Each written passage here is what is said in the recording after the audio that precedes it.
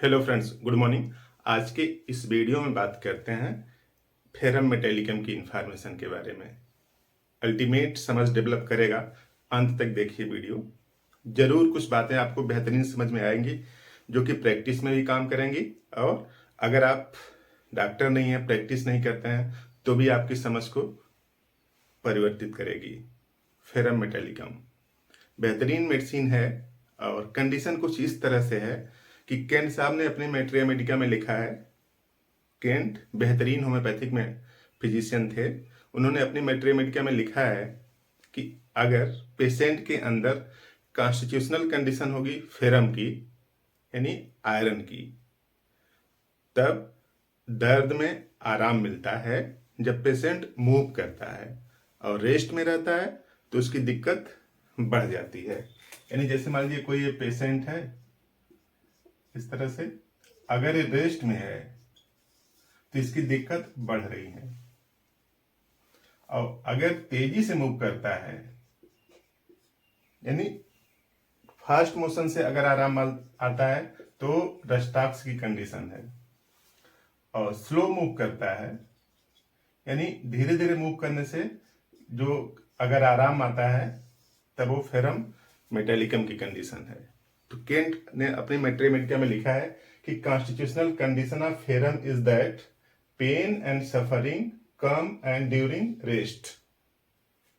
Kent की मैट्रिया Medica के 526 page पर लिखा है कि जो भी दिक्कतें हैं वो रेस्ट में आती हैं, यानी पेशेंट जब बैठा रहा है तब उसको दिक्कत है, और जब धीरे धीरे चलना लगता है, मोशन करता है, स्लो मोशन में उसको आराम आता है।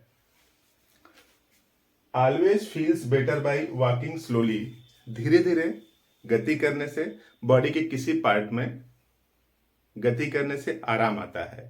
तो अगर तेज गति करने से आराम आता है तो रस्टॉक्स की कंडीशन है, और स्लो मोशन से यानी एक्टिव हो जाने से, धीरे धीरे काम करते रहने से अगर उसको आराम आता है तो फेरम मेटेलिकम कंडीशन है। तो cough only in day time ameliorate by line.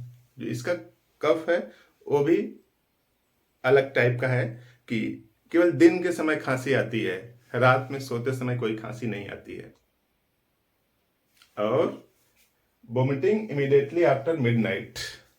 Midnight के बाद 12 बजे के बाद 1-2 बजे के आसपास तुरंत वोमिटिंग हो जाती है। पेशेंट सोया रहता है, वोमिटिंग होना है इसलिए जग जाता है, और जगते ही तुरंत उल्टी हो जाती है। तो vomiting immediately after midnight ferrum metallicum का अल्टीमेट इंडिकेशन है, जो कि मेडिसिन के सिलेक्शन में यूज करी जाती है। और सबसे खास बात, ऐसे पेशेंट को नहीं देना चाहिए फेरम मेटेलिकम जिनकी सिफिलिस की हिस्ट्री रही है। लिखा है should never be given in syphilis, always aggravated condition.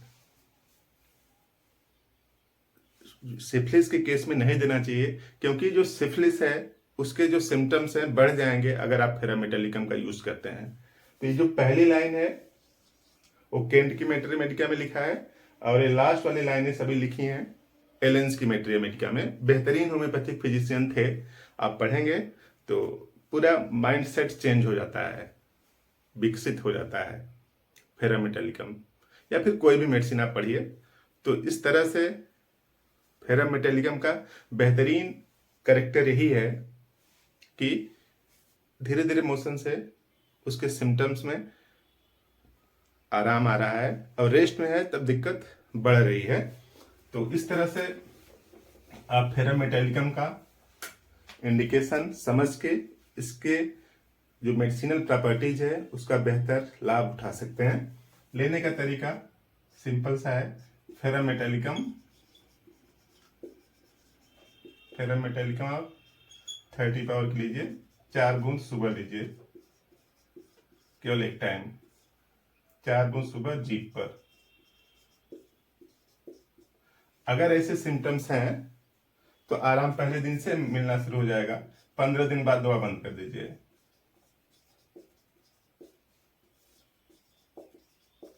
15 दिनों तक दवा लीजिए, उसके बाद बंद कर दीजिए। तो फेरम मेटेलिकम के बारे में कुछ भी इंफॉर्मेशन अगर आपको समझ में आई तो वीडियो को लाइक करें, चैनल पर नए तो सब्सक्राइब कर दें ताकि नया नोटिफिकेशन आपको मिलता रहे।